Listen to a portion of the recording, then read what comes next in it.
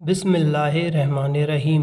شروع اللہ کے نام سے جو بڑا مہربان نہایت رحم والا ہے۔ ایک دفعہ کا ذکر ہے کہ ایک نہایت محنتی کسان جس کا نام رحیم تھا ایک زرعی گاؤں میں رہتا تھا جو کہ پاکستان کے زرخیز صوبہ پنج میں واقع تھا۔ رحیم کے 4 بیٹے تھے، ان کے نام تھے اکبر، اصغر، ناصر اور بابر، جو کہ چاروں میں سے سب سے چھوٹا تھا۔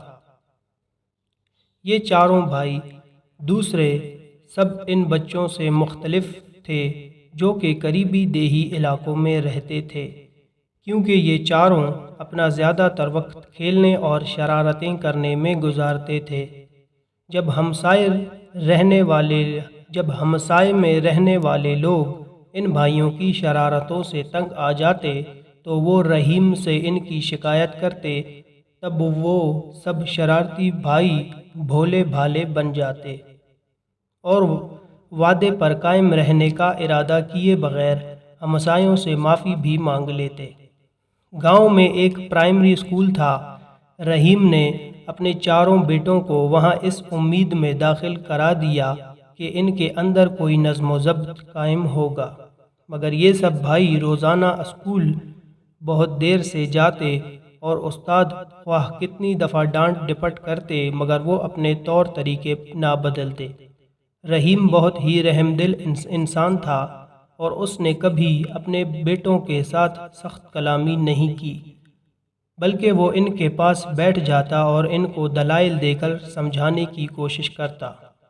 پیارے بیٹو، رحم دل والد نے ایک دن بہت پیار سے کہا، تم لوگ ابھی بہت کم سن ہو اور اپنا تمام وقت کھیل کود میں گزارتے ہو، لیکن اگر تم نے اس عمر میں محنت کرنا نہ سیکھا تو جب تم لوگ بڑے ہو جاؤ گے تو کچھ بھی کرنے کے قابل نہیں ہوگے۔ سب بیٹے یک زبان ہو کر بڑے جوش سے کہتے، ابا جان آپ بالکل فکر نہ کریں، ہم بہت جلد سب کچھ سیکھ لیں گے، ہم وعدہ کرتے ہیں۔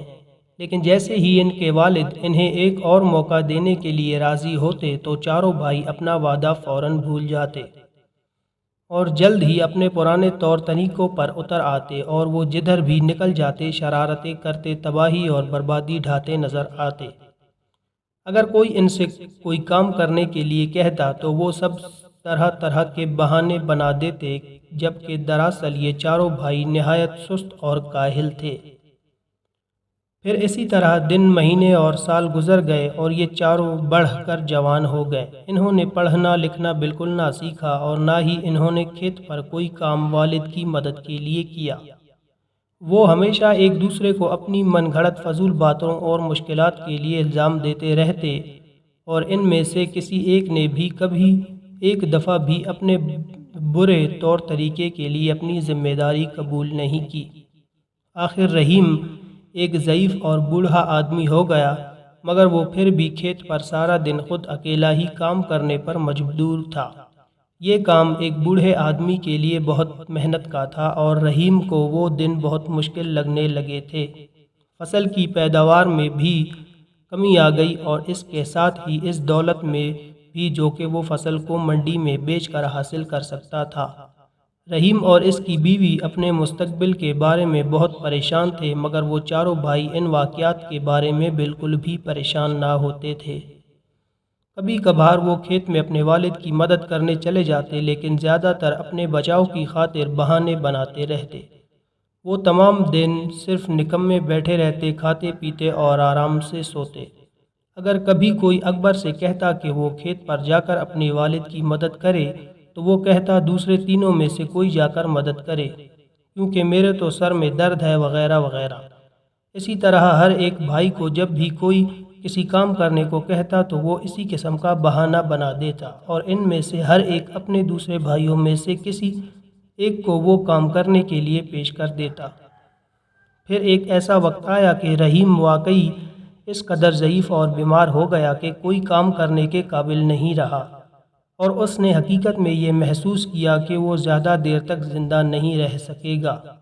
رحم دل باپ نے اپنے ناکارہ بیٹوں کے بارے میں بہت فکر مند ہو گیا اور اس کے دماغ کو بہت سے مشکل سوالات نے گھیر لیا۔ اسے یہ نہیں معلوم تھا کہ جب وہ نہیں ہوگا تو ان کا کیا ہوگا۔ انہوں نے کوئی ہنر نہیں سیکھا تھا، اسی لیے وہ اپنے لیے روزی کیسے مہیا کر سکیں گے۔ ان کے برے اعمال کے باوجود رحیم اپنے بیٹوں کو دل سے چاہتا تھا اور ان کی مدد کرنا چاہتا تھا۔ اس لیے وہ بیچارہ ضعیف بہت ہی غور سے یہ سوچنے لگا کیا کیا جائے۔ بہت دیر غور کرنے کے بعد رحیم کو منصوبہ سمجھ میں آیا جس کے بارے میں اس نے خیال کیا کہ وہ شاید کارآمد ہو سکے۔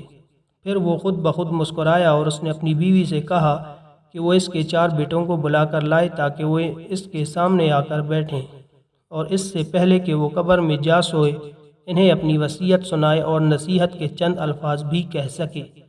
رحیم کی بیوی یہ سن کر بہت پریشان ہو گئی کیونکہ وہ اپنے خاوند کو بہت چاہتی تھی۔ بہرحال اس نے اپنے بیٹوں کو بلایا اور انہیں ان کے والد کی خواہش کے بارے میں بتایا۔ چاروں بھائیوں کو اس بات کا بہت صدمہ ہوا کہ ان کا باپ فوت ہو جائے گا۔ وہ اپنے والد کے قدموں کے پاس اس کی آخری وصیت سننے کے لیے بیٹھتے ہی رونے اور آہوزاری کرنے لگے۔ پیارے بیٹو، رحم دل باپ نے کہا، میں نے زندگی بھر تم سے محبت کی اور تمہاری دیکھ بھال کی۔ میں نے واقعی پوری کوشش کی کہ تم خوشی اور آرام و آسائش سے رہو اور میں تمہاری حفاظت کرتا رہا، لیکن اب میں بوڑھا اور بیمار ہوں اور جانتا ہوں کہ میں جلد ہی مر جاؤں گا۔ بوڑھا پھر کھانسنے لگا، اس کی سانس میں خرخراہٹ تھی اور اب چاروں بھائی خود دیکھ سکتے تھے کہ ان کا باپ حقیقت میں بیمار تھا۔ لیکن میں نے ایک بہت بڑا خزانہ تم لوگوں کے لیے بچا رکھا ہے، رحیم نے گفتگو جاری رکھتے ہوئے کہا، تاکہ تمہاری زندگی میرے جانے کے بعد بہت عرصے بعد تک بھی آرام سے گزرتی رہے۔ بہت زمانہ گزرا، میں نے اپنے کھیت کی زمین میں کسی جگہ ایک بہت بڑا اور بہت گہرا گڑھا کھودا، پھر میں نے اس گڑھے میں اس خزانے کو اس وقت کے لیے کہ جب تمہیں اس کی ضرورت پڑے حفاظت کے ساتھ دفن کر دیا، لیکن اب مجھے بالکل یاد نہیں رہا کہ وہ کس جگہ پر ہے۔ چاروں بھائی ایک دوسرے کی طرف تعجب سے دیکھنے لگے، لیکن وہ اپنے باپ کے خزانے کے تصور سے کافی خوش بھی نظر آ رہے تھے۔ میرے مرنے کے بعد تمہیں اس کا سراغ لگانا ہوگا اور اسے کھود کر نکالنا ہوگا، رحیم نے بات جاری رکھی۔ پھر تم اپنے چچا سے، جو کہ اس وقت خاندان میں سب سے بڑے ہوں گے، درخواست کرنا کہ وہ اس خزانے کو تم چاروں کے درمیان برابر حصوں میں تقسیم کر دیں۔ اس کے لیے آپس میں جھگڑے مت کرنا، اپنے چچا کے فیصلے کی تعظیم کرنا۔ یاد رکھو، اپنے بڑوں کی عزت کرنا ہماری تہذیب کا ایک اہم حصہ ہے، تمہیں ان کی عزت کرنے کو اپنا فرض سمجھنا چاہیے۔ چاروں بھائی کھیت میں دفن کیے ہوئے خزانے کو فوراً ہی ڈھونڈنے کے لیے مستعرب نظر آنے لگے۔ رحیم نے یہ ظاہر کیا کہ اس نے اپنے بیٹوں کے اس رویے کو دیکھا ہی نہیں اور اس نے اپنی تقریر جاری رکھی۔ ایک اور نصیحت جو کہ میں تمہیں دینا چاہتا ہوں وہ یہ ہے کہ تم لوگ ایک دوسرے کے ساتھ کبھی لڑنا مت۔ تمہارے دشمن تمہیں منصوبہ بندی اور ساز باز کرنے کے لیے اکسائیں گے، لیکن کچھ بھی ہو جائے تم چاروں ہمیشہ متحد رہنا۔ مل جل کر تم سب بہت طاقتور رہو گے اور کوئی بھی تمہیں نقصان نہیں پہنچا سکے گا، اور کسی کو بھی اس خزانے کے بارے میں اس وقت تک مت بتانا جب تک تمہیں وہ مل نہ جائے۔ جب رحیم نے اپنی تقریر ختم کی تو اس نے آنکھیں بند کر لیں، پھر وہ جلد ہی فوت ہو گیا۔ اپنے والد کے جنازے اور تدفین کے بعد ان بھائیوں نے اپنے کھیت کے دوسرے سرے سے کھودنے کا فیصلہ کیا۔ انہوں نے اب تک اپنی زندگی بہت سستی، کاہلی، آرام اور آسائش میں گزاری تھی، اس لیے کھیت کے تھوڑے سے حصے کو کھودنا بھی ان کو بہت مشکل لگا۔ سست اور کاہل سب بھائی جلد ہی ہار کر گھر پر آرام کرنے کے لیے چل دیے۔ اگلے دن پھر ایسا ہی کیا، پھر اس سے اگلے دن اور اس سے بھی اگلے دن ایسا ہی کرتے رہے، یہاں تک کہ آہستہ آہستہ مگر یقیناً کھیت کا زیادہ تر حصہ بھائیوں نے کھود ہی لیا۔ ان کو اسی طرح کام کرتے مہینہ بھر اور گزر گیا، مگر انہیں دفن کیا ہوا خزانہ نہیں ملا۔ وہ کسی اور سے اس کا ذکر بھی نہیں کرنا چاہتے تھے اور نہ ہی کسی کی مدد دینا چاہتے تھے، کیونکہ وہ اس خزانے میں کسی اور کو حصہ دار نہیں بنانا چاہتے تھے۔ وہ سب کھدائی کرتے رہے، بہت تھک گئے تھے، مگر ان میں سے کوئی بھی اس خزانے کو چھوڑنا نہیں چاہتا تھا۔ آخرکار بھائیوں نے غور کیا کہ انہوں نے پورا کھیت کھود ڈالا لیکن خزانے کا کوئی سراغ نہیں ملا۔ تب انہوں نے خیال کیا کہ ان کے باپ نے خزانہ بہت ہی گہرا دفن کیا ہوگا۔ اس لیے انہوں نے اور بھی زیادہ گہرا کھودنے کا فیصلہ کر لیا۔ ایک اور مہینہ گزر گیا مگر دفن کیے ہوئے خزانے کا کوئی نشان بھی نہیں تھا۔ سارا کھیت اب پوری طرح نیچے سے اوپر ہو چکا تھا اور ہمسائے بھی ان بھائیوں کی محنت پر رشک کرنے لگے تھے۔ آخرکار چاروں بھائیوں نے دفن کیے ہوئے خزانے کو کبھی بھی پا لینے کے خیال کو ترک کر دیا، مگر یہ دیکھ کر کہ انہوں نے کھیت کو اتنی اچھی طرح تیار کر لیا تھا، اسی لیے انہوں نے وہاں پر اس موسم میں گیہوں کی کاشت کرنے کا فیصلہ کر لیا۔ جب فصل کاٹنے کا زمانہ آیا تو اس کھیت میں بہت اعلیٰ درجے کا اور بہت مقدار میں گندم پیدا ہوا، جس کو وہ سب بھائی منڈی میں لے گئے اور اسے ہزاروں روپوں میں فروخت کر دیا۔ اپنے والد کی نصیحت پر چلتے ہوئے سب بھائی اپنی کمائی ہوئی دولت کو اپنے چچا کے پاس لے گئے اور ان سے اس رقم کو چاروں میں برابر تقسیم کرنے کی درخواست کی۔ ان کے چچا چاروں بھائیوں پر فخر کرنے لگے اور بولے، شاباش میرے بھتیجو، تم نے آخرکار یہ ثابت کر دیا کہ تم میرے محنتی بھائی رحیم کے محنتی بیٹے ہو۔ یہ کھیت جو میرا بھائی تمہارے لیے چھوڑ گیا ہے وہ خود ہی ایک خزانہ ہے، اور اگر تم اسی طرح محنت کرتے رہو گے تو تم اس کا ہمیشہ انعام پاتے رہو گے۔ اگلے سال چاروں بھائیوں نے محنت کر کے پھر گندم کی کاشت کی۔ اس دفعہ پیداوار پہلے سے بھی بڑھ کر ہوئی اور جب انہوں نے یہ گندم منڈی میں فروخت کی تو انہوں نے پہلے سے بہت زیادہ رقم بنائی۔